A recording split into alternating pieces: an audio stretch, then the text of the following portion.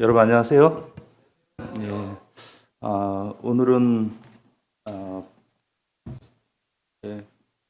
8과 두 번째 시간으로 오늘 주제는 8과의 주제는 십자가의 의미인데요. 오늘 주제는 특별히 예수님의 부활의 그 의미에 대해서 좀 나누고자 합니다. 여러분 사람의 평균 수명이 몇 살인지 아세요? 네, 남자와 여자의 그 평균 수명이 좀 다른데요. 누가 더 오래 살 것 같아요? 네, 맞습니다. 그 OECD 그 발표에 따르면 남자의 평균 수명은 한 80세 정도 되고요. 여자의 평균 수명은 한 86세 정도 된대요. 그래서 그리고 이 땅에서 인간의 평균 수명은 8, 90살 정도이지만 하나님은 우리를 영원히 사는 그런 존재로 창조하셨습니다. 그래서 많은 사람들이 그 생각하는 것처럼 죽으면 끝이지 뭐, 라고 이렇게 생각을 하는데 사실 죽음은 이 영원으로 가는 문과 같다고 저는 생각합니다. 이 죽음 이후에는 부활해서 다시 살게 되고요. 영원히 살게 되기 때문입니다. 어떤 그 노래 가사인가요? 또 누가 그런지 모르겠지만 이 땅에서의 그 삶을 나그네 길이라고 이렇게 말합니다. 왜냐하면 이 땅은 우리의 본래 고향이 아니라 우리가 원래 낳았던 우리의 본향은 따로 있기 때문입니다. 그래서 믿는 우리의 시민권은 이 땅이 아니라 하늘에 있습니다. 믿는 우리는 하늘에 속한 그런 자들인 거죠. 이제 곧 예수님이 우리를 데리러 이 땅에 다시 오시겠다고 이렇게 약속하셨어요. 예수님이 오시면 어떤 일이 일어날까요? 바로 그리스도 안에서 먼저 죽은 자들이 먼저 되살아나고요. 또 우리 살아있는 우리들도 예수님을 공중에서 만나게 될 것입니다. 여러분 한번 생각을 해보세요. 만약 죽은 사람의 부활이 없다면, 또 죽은 자가 다시 살아나는 것이 없다면 예수님도 다시 살아나지 못하셨을 거예요. 만약 예수님이 다시 살아나지 못하셨다면 우리가 지금 복음 전하는 것이나 또 우리가 믿는 것은 다 헛되고 또 예수님이 부활했다고 전하는 우리들도 거짓말쟁이가 되는 거예요. 그렇기 때문에 만약 죽은 자의 부활이 없다면 하나님이 예수님을 다시 일으키지도 않으셨을 것이고 우리는 여전히 죄 가운데 이미 죽은 그리스도인들은 멸망한 것과 같은 거가 되는 것이죠. 만약에 이 땅에서 죽은 자 다시 사는 것이 없다면 또 이 땅에서의 그 소망이 전부이라면 예수님을 믿는 우리들은 가장 비참한 정말 불쌍한 사람들이 되는 거예요. 그렇지만 이제 예수님은 죽음에서 부활하셔서 영원히 살아계십니다. 이 예수님의 십자가의 죽음과 이 부활 사건은 과거에 실제로 일어났던 사건이에요. 예수님의 희생은 전 인류, 우리 한 사람 한 사람을 구원하기 위한 하나님의 방법입니다. 우리가 하나님과 화목할 수 있고 또 죄인인 우리가 의롭다함을 받을 수 있는 하나님과 원수였던 우리가 하나님과 자녀가 될 수 있는 그런 방법인 거죠. 예수님의 부활 사건은 이제 예수님의 십자가의 죽음으로 우리가 죄에서 구원했다고 하는 사실에 대한 하나님의 증명이자 선포입니다. 우리 로마서 4장 25절을 좀 보시겠습니다. 로마서 4장 25절. 이 성취 있는 친구들은 로마서 4장 25절을 찾아서 눈으로 이렇게 보시고 확인해 주시기 바랍니다. 저는 새 번역으로 읽겠습니다. 예수님은 우리의 범죄 때문에 죽임을 당하셨고 우리를 의롭게 하시려고 살아나셨습니다. 예수님은 스스로 자신을 십자가에 내어주셨을 뿐만 아니라 아버지 하나님은 하나뿐인 아들을 우리 죄 때문에 십자가에 넘겨주셨어요.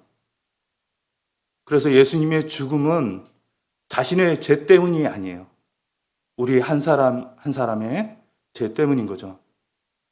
우리가 마땅히 도달해야 할 하나님의 뜻과 그 목적에서 고의적으로 또 의도적으로 벗어난 그렇게 살아가던 우리를 위해 예수님은 죽임을 당하신 거예요. 그래서 예수님의 부활은 우리가 죄에서 의롭게 또 구원받을 수 있도록 또 의롭다함을 하시기 위한 그런 방법이었습니다. 그래서 우리는 언제든지 이제 하늘나라에 갈 수 있도록 준비를 해야 된다고 생각합니다. 지금은 내 마음대로 살고 또 내가 하고 싶은 거 하고 나중에 천천히 예수님을 믿겠다고 하는 그런 생각은 아주 위험한 그런 생각입니다. 언제 예수님이 오신다고 그랬나요? 우리는 언제 예수님이 오실지 아는 사람이 아무도 없습니다. 예수님은 오늘 밤에라도 오실 수 있으신 거죠. 그렇기에 우리는 지금 예수님을 믿음으로 의롭다함을, 죄사함을 또 하나님의 자녀로 거듭나야 합니다. 예수님을 죄로부터 구원하신 구원자요, 나의 하나님으로 인정하고 마음에 모셔야 합니다. 모든 사람들은 믿음을 가지고 살아갑니다. 불교 신자든 이슬람 교도든 힌두교도든 누구나 다 믿음이 있습니다. 심지어 무신론자도 하나님이 없다고 하는 그런 확고한 그런 믿음 가운데 살아가고 있습니다. 그래서 중요한 것은 우리가 믿음의 유무가 아니라 믿음의 대상과 믿음의 내용이 중요한 거죠. 만일 곧 없어지고 사라지고 또 흔들리는 것을 믿는다면 정말 어리석은 그런 사람일 것입니다. 그러므로 우리는 절대 변하지 않고 흔들리지 않는 진리에 우리 믿음을 두고 따라가야 합니다. 성경에서 이 진리는 예수님이시고 또 하나님의 말씀입니다. 여러분, 귀신도 믿음이 있을까요? 성경에 보면 귀신도 믿음이 있습니다. 우리 야고보서 2장 19절을 찾아보겠습니다. 야고보서 2장 19절입니다. 저는 새 번역으로 읽겠습니다. 야고보서 2장 19절. 그대는 하나님께서 한 분이심을 믿고 있습니다. 잘하는 일입니다. 그런데 귀신들도 그렇게 믿고 떱니다. 여기 귀신들도 한 하나님을 계심을 믿고 떨고 있다고 말씀하십니다. 단순히 입으로만 믿습니다라고 고백하는 것이 구원받는 믿음이 아닙니다. 이 귀신들의 믿음과 구원받는 믿음에는 어떤 차이가 있을까요? 아마 가장 큰 차이는 귀신들은 그 마음에 예수님이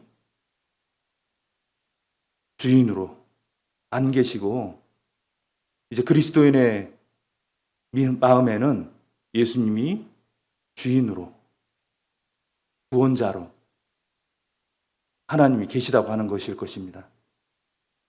우리가 아무리 하나님의 살아계심을 알고 또 예수님의 십자가의 그 희생과 부활을 안다고 할지라도 예수님을 내 마음의 주인으로, 나의 하나님으로, 또 나를 죄와 사망으로부터 구원하신 구원자라고 하는 구원자로 받아들이고 믿지 않는다면 우리는 하나님의 자녀가 결코 될 수 없습니다.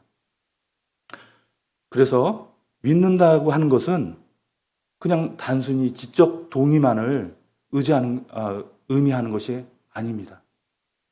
우리 요한복음 1장 12절 말씀을 보겠습니다. 요한복음 1장 12절입니다. 누가 혹시 읽어 주실 수 있는 분이 있나요? 읽어 줄 수 있는 학생. 요한복음 1장 12절. 네, 여러분 제가 읽겠습니다. 그러나 그를 맞아들인 사람들, 곧 그 이름을 믿는 사람들에게는 하나님의 자녀가 되는 특권을 주셨다. 여기서 그는 예수님이시고요. 그 이름을, 예수님의 이름을 믿는다고 할 때 이 이름은, 그 이름을 믿는다는 것은 그 사람 자체를 말합니다. 우리가 하나님의 예수님을 이름을 믿는다고 하는 것은, 그리고 예수님을 믿는다고 하는 것은 우리가 하나님의 자녀가 되는 거예요. 하나님의 원수에서 하나님의 자녀, 하나님의 가족이 되는 것을 의미합니다. 예수님은 모든 만물의 주인이시고요. 우리를 죄에서 구원하신 구원자이시며 또 하나님의 아들, 곧 하나님이세요. 우리가 아버지가 있고 아들이 있지만 사람이라고 모두 사람인 것처럼 성부 하나님도 성자 하나님도 성령 하나님도 모두 하나님이십니다. 그래서 믿는다는 것은 여기 이 말씀에 나와 있는 대로 우리가 마음으로 주님을 맞아들이는 거예요. 모셔드리는 것입니다. 하나님은 예수님을 믿는 모든 사람들에게 하나님의 자녀가 되는 특권을 주십니다. 우리 요한복음 11장 25절입니다. 자, 말씀을 좀 찾는데요. 잘 따라와 주시면 감사하겠습니다. 요한복음 11장 25절.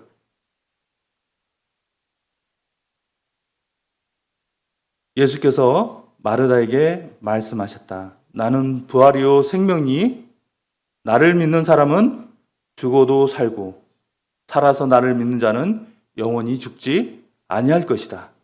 이것을 내가 믿느냐? 마르다가 예수님께 말하였다. 예, 주님. 주님은 세상에 오실 그리스도시요 이시며 하나님의 아들이심을 내가 믿습니다.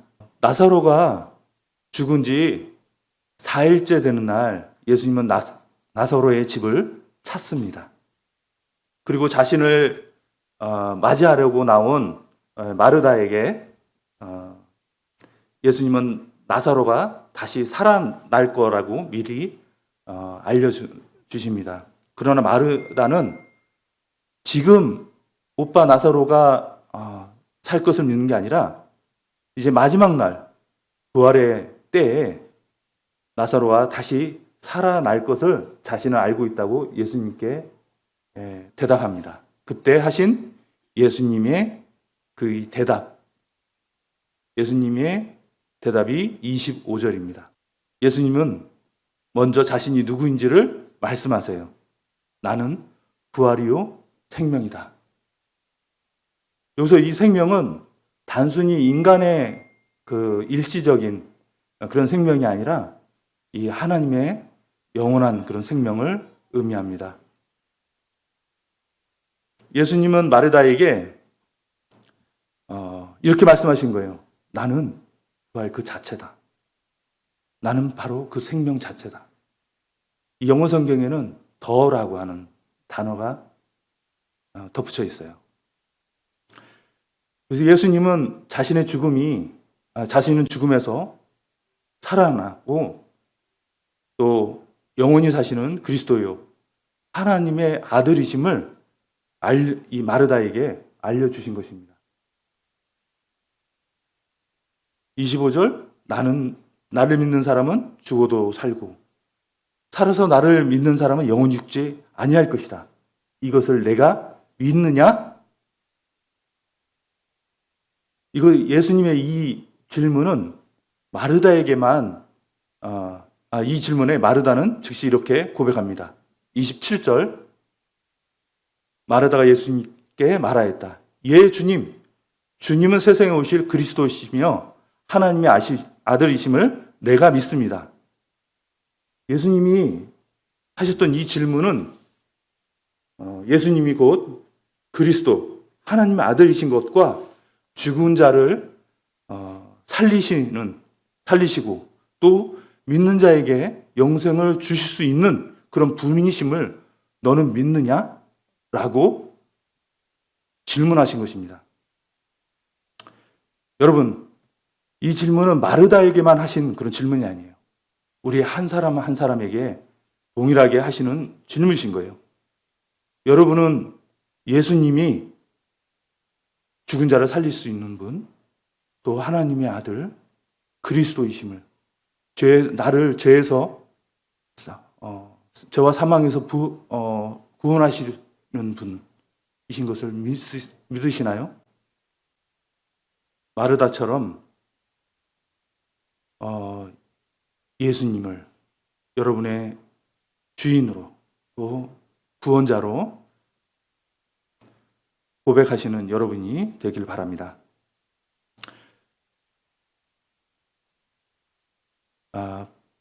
교회에 나오는 것이 다가 아닙니다. 여러분이 한 사람 한 사람이 예수님을 만나셔야 돼요. 예수님을 믿으셔야 됩니다. 하나님은 우리 한 사람 한 사람을 이 땅에, 이 세상에 심으셨어요. 우리를 이 세상에 보내시고 심으신 그 이유와 목적이 있어요. 그리고 그 목적대로, 하나님의 뜻대로 우리를 자라게 하시고 살게 하시고 열매를 맺게 하십니다. 하나님이 그 뜻 중에 하나가, 이 성경을 기록하신 이유 중에 하나가 우리가 예수님을 믿고 하나님의 자녀가 되게 하시는 그 뜻이 있습니다. 우리 베드로전서 1장 3절부터 4절을 찾아보겠습니다.